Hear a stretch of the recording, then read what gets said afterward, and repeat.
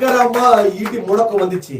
பயங்கரమైన ఉరుములు మెరుపులు వచ్చాయి. அதை கேட்ட உடனே అది వినిన వెంటనే அப்படியே கீழே விழுந்தாங்க. అలాగే కింద పడిపోయారు.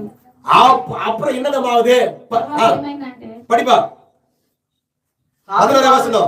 వారు చేయగా వారు ఇశ్రాయేలు చేత ఓడిపోయిరి. இஸ்ரவேல் చేత சொல்லு எல்லாரும் எல்லாம் சொல்லு. இஸ்ரவேல் கையில அவங்க என்ன பண்ணாங்க? தோற்று போனாங்க. இஸ்ரவேல் ஜனங்க வந்து யுத்தம் பண்ணாங்களா? யுத்தம் பண்ணாங்களா?